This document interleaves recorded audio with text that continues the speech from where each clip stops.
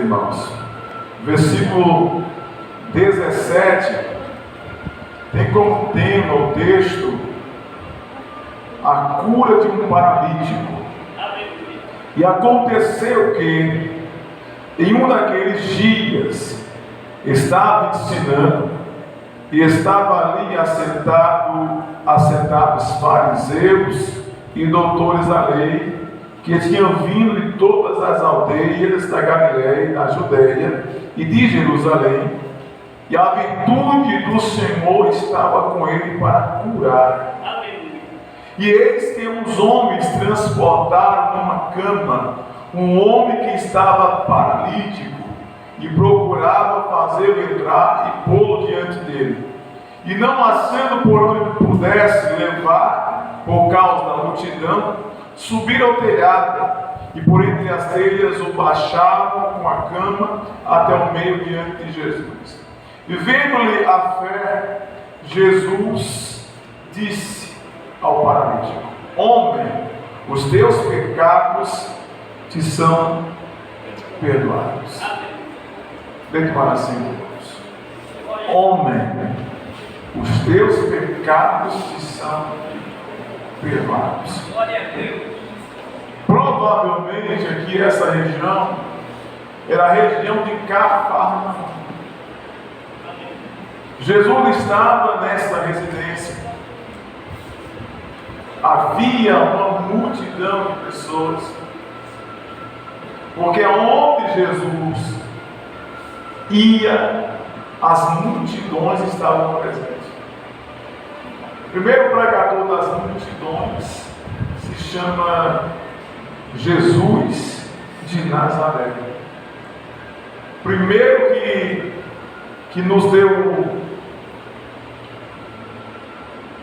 como diria, um modelo, né, pastor Paulo? Nos deu um modelo, nos mostrou como fazer, foi Jesus de Nazaré. Primeiro pregador de multidão foi Jesus de Nazaré. Alguma coisa acontecia diferente quando ele ministrava. Coisas extraordinárias aconteciam na vida das pessoas. Apenas ao ouvir a sua voz, as pessoas eram transformadas, as pessoas eram mudadas, porque ele tinha uma linguagem diferente, nunca antes vista por ninguém e ouvida por ninguém. Jesus, ele era e ele é diferente. É por isso que nós precisamos ter esse vínculo com ele, esse vínculo de amizade, esse vínculo de intimidade. Ontem, ali na nossa igreja, no Capinhaís, eu ministrava sobre a pesca maravilhosa, né? Que é quando Pedro e os seus companheiros estavam pescando e pescando a noite toda, não conseguiram nada.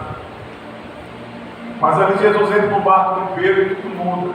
A história muda. Jesus convida Pedro, pergunta a Pedro se pode entrar no barco, prega a multidão, e após ser ministrado para a multidão, ele pede para Pedro afastar o barco um pouquinho da margem e ir para o mar alto. E ali a gente aprende algumas coisas. Nós precisamos ter um pouco mais de profundidade com Cristo. Nós precisamos ter uma intimidade mais profunda com Cristo.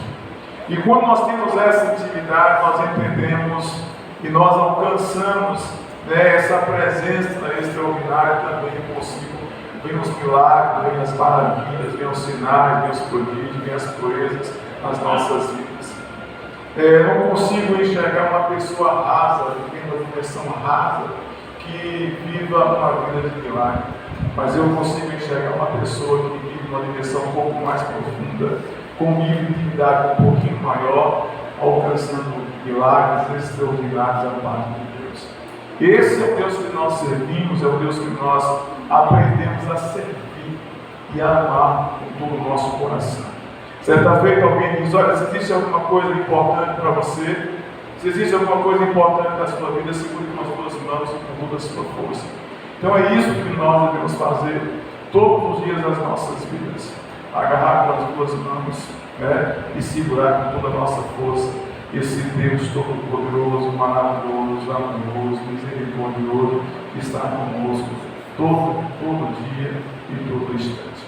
Então Jesus está aqui, nessa casa, e há uma multidão de pessoas, mas também há ali muitos homens inteligentes. Eu não diria homens sábios, mas diria homens inteligentes, homens investidos de autoridade, homens investidos de poder, homens importantes da sociedade. Os fariseus, os escribas, eram homens que resolviam questões religiosas e civis do povo. Eram homens que cuidavam da família, eram homens que cuidavam da religião, eram homens que tinham voz, eram homens que tinham autoridade para decidir sobre isso, sobre aquilo. Eram homens que eram escritores, eram homens que tinham cuidado com as escrituras, eram copistas, eram homens que tinham um nível de conhecimento elevadíssimo e estavam também nessa mesma reunião, juntamente com essa mesma multidão, ouvindo Jesus falar. Mediante isso, eu consigo entender que Jesus atraía todos os públicos. Atraía os leigos, assim como os homens mais letrados, de mais conhecimento.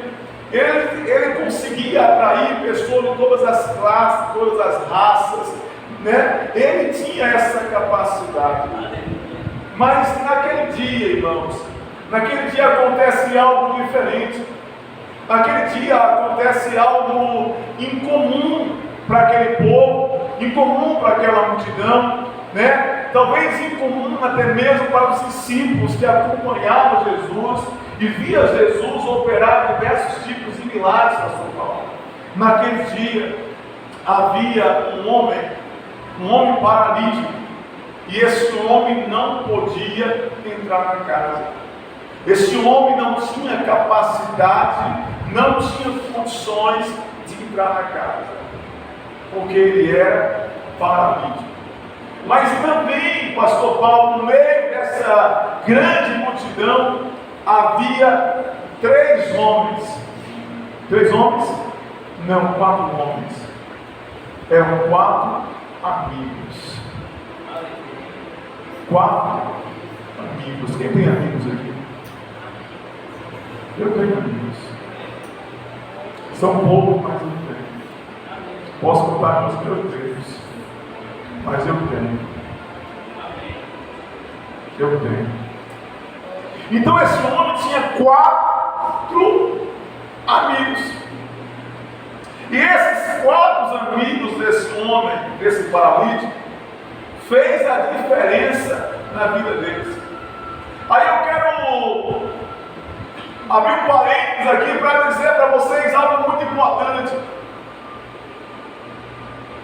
Que nós precisamos constituir pessoas verdadeiras ao nosso lado.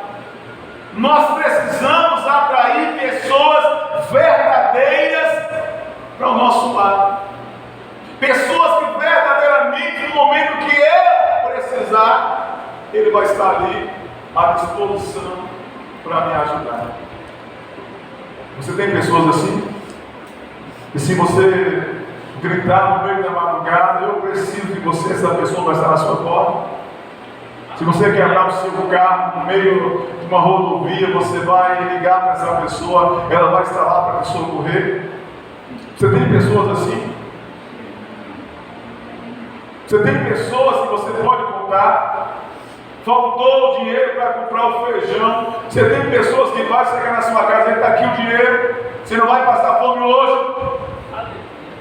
Você tem amigos. Você tem essa pessoa que pode te estender a mão no momento que você precisar.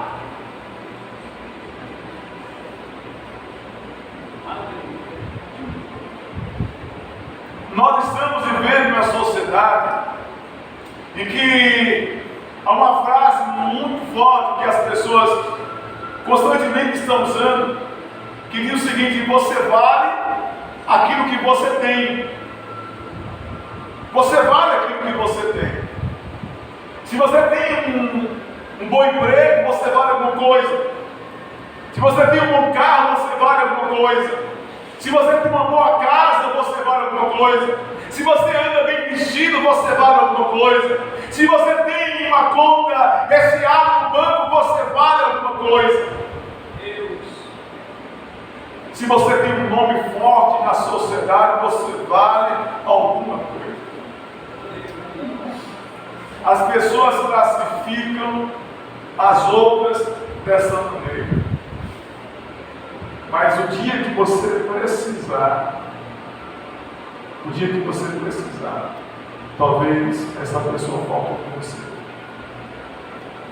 O dia que você estiver necessitando, talvez essa pessoa falte com você. Esses dias eu tive uma experiência, pastor Paulo. Tinha um moço que sempre falava comigo na rua: pastor, bem vestido. Eu tenho a mania de, pelo menos, andar limpo na rua. E pelo menos tentar me vestir de conformidade que eu posso. Eu não gosto de sair na rua de todo jeito. Isso é coisa minha. Isso não é de hoje. Aí um dia eu estava numa construção que eu tenho aqui, trabalhando, porque eu me pego no pesado. Pego um pesado para mim, pego um pesado na igreja. Eu sou o primeiro a estar à frente de qualquer coisa que a gente for fazer na igreja. Me sujo na lama, na massa, né? Misturo no cimento. Daqui a pouco eu estou pregado na parede junto com a massa, né? Mas não é isso. E aí um dia, esse jovem falou sempre comigo, passado domingo: pastor, bom dia. Pastor, boa tarde. Pastor, boa noite. E aí, pastor, tudo bem? Aí um dia eu passei todo sujo, né? Chapéuzinho na cabeça, caminhando de manga comprida, calça suja, a botina. Ele passou com uma mocinha, né? Ele pensou: se eu falar que eu vou pastor aqui agora, eu vou diminuir diante dessa moça. Talvez era uma paquera, talvez era um sonho, né? Talvez era uma namorada, eu não sei. Aquele dia eu era mais amigo dele. Aquele dia eu não servia para ser amigo dele. Eu não servia.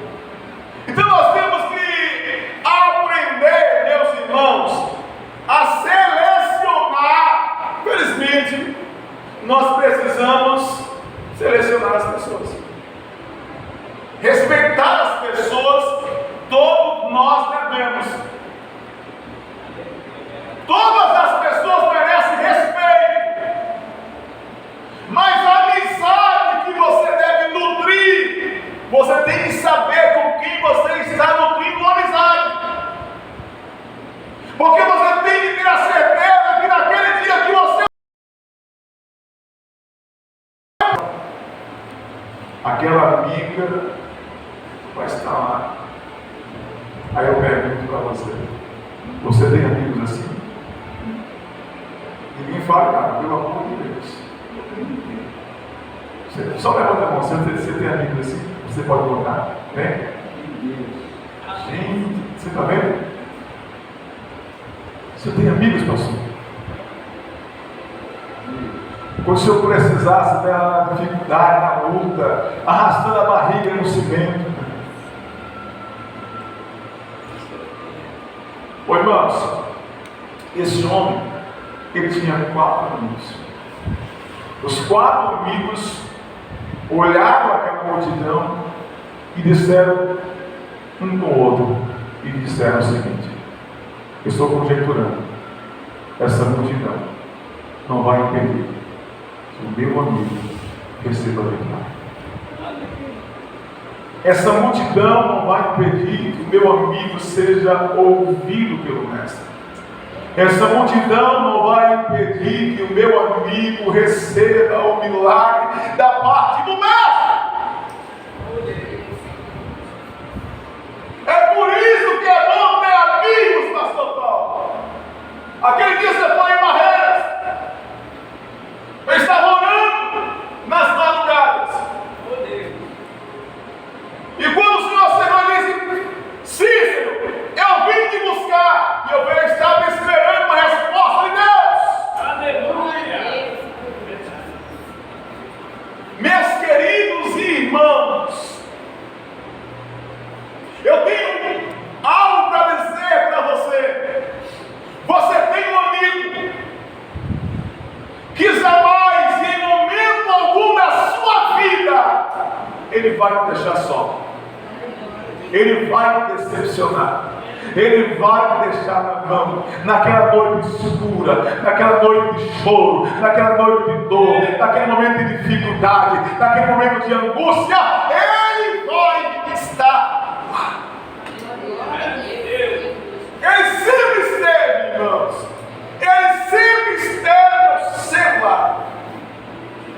E esses amigos pegaram, cada um numa parte da cama, subiram com a escadaria, porque lá em Israel, naquela região, as casas era construída uma escada ao lado da casa, para que os donos, os residentes, tivessem acesso ao telhado, para fazer a manutenção do telhado.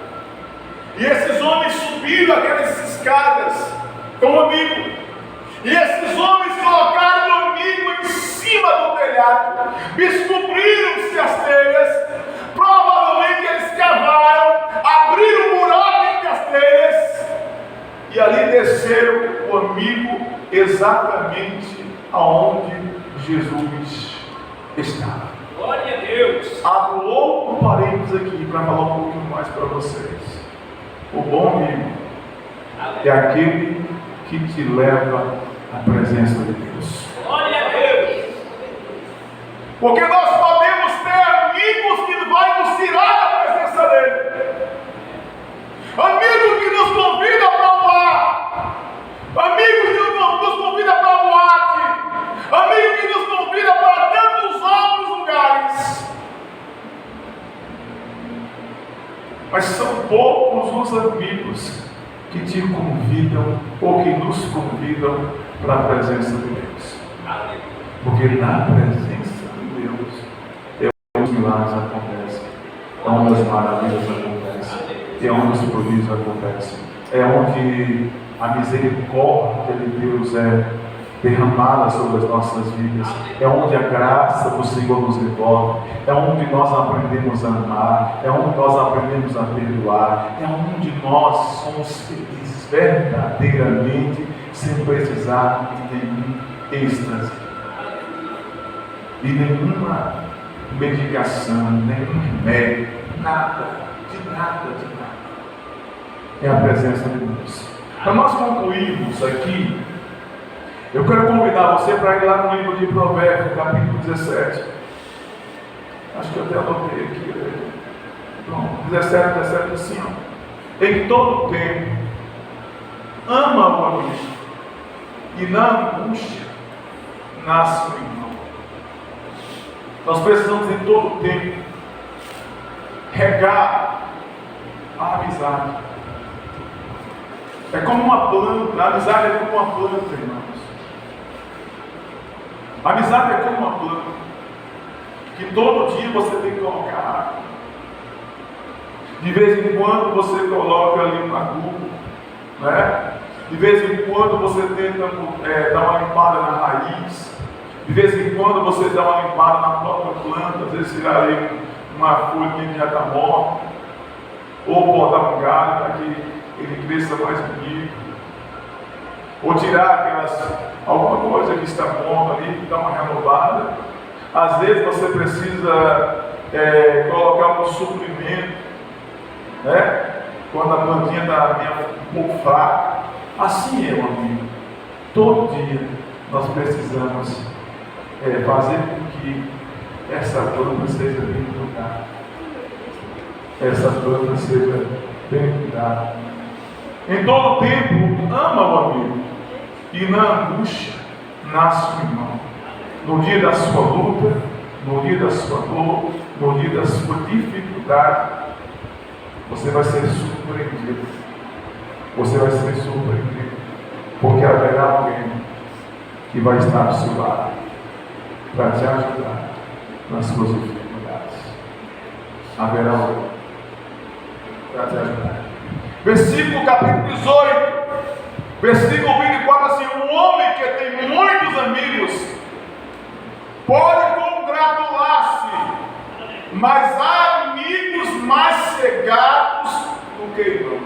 Então é aquela pessoa que diz: olha, a sua causa é a minha causa, o seu problema é o meu problema, eu estou contigo. É aquela frase bem conhecida: eu estou contigo no ato, né? Eu estou do seu lado, vamos juntos, eu quero te ajudar, e Deus vai nos abençoar nessa caminhada. Amém, irmãos?